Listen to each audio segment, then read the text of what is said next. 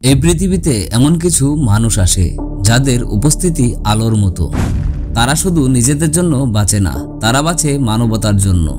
একজন নারী যিনি নিজের নাম ভুলে গিয়েছিলেন অন্যের দুঃখে, যিনি ছুঁয়ে দিয়েছিলেন মৃত্যু পথযাত্রীদের হৃদয়, যিনি ভালোবাসাকে করে তুলেছিলেন এক জীবন্ত ধর্ম, তিনি মাদার তেরেসা। আজ আমরা খুঁজে দেখব কেমন করে এক আলবেনীয় তরুণী হয়ে উঠলেন মানবতার প্রতীক, একজন সন্ন্যাসিনী হয়ে কেমন করে জাগালেন বিশ্বজোড়া বিবেককে। হ্যালো বন্ধুরা, আমি আশিক জ্যাকি, ওয়েলকাম টু বায়োমোটিভিক্স। আজকের ভিডিওতে তুলে ধরব আমরা মাদার তেরেসার অনুপ্রেরণামূলক গল্প নিয়ে।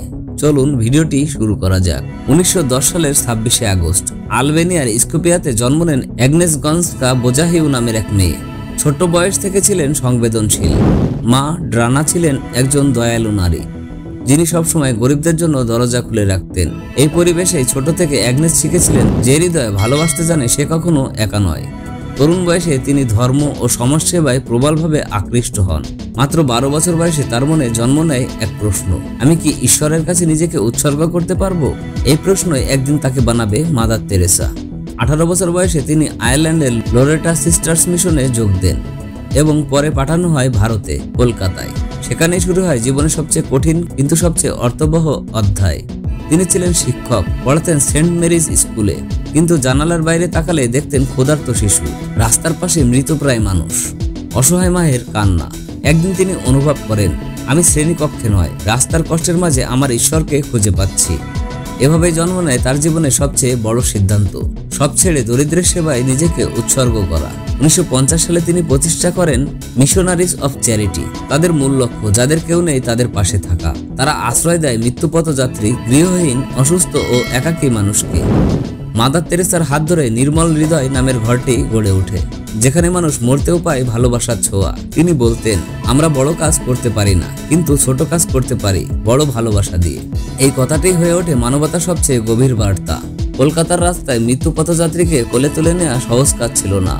সমাজের অনেকেই তাকে পাগল বলতো, কেউ বলতো এই লোকের কোনো মূল্য নেই, কিন্তু তিনি বলতেন প্রত্যেক মানুষই ঈশ্বরের সন্তান আর প্রতিটি জীবনই পবিত্র। তার সেবার পরিধি ছড়িয়ে পড়ে সারা ভারত জুড়ে, তারপর পৃথিবী জুড়ে।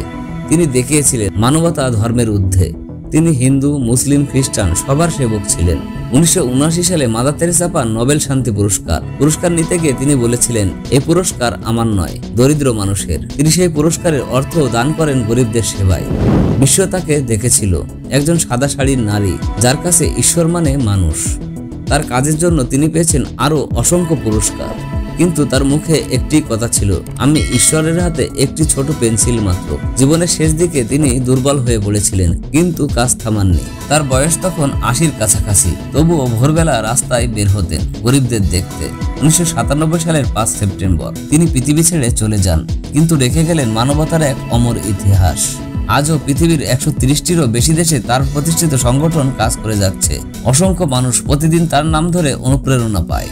তিনি বলতেন, যদি তুমি 100 জনকে সাহায্য করতে না পারো, অন্তত একজনকে করো। এটাই তার জীবনের নীতি। তার কাজ প্রমাণ করেছে ভালোবাসা কখনো বিলাসিতা নয়, এটি মানবতার অস্তিত্ব।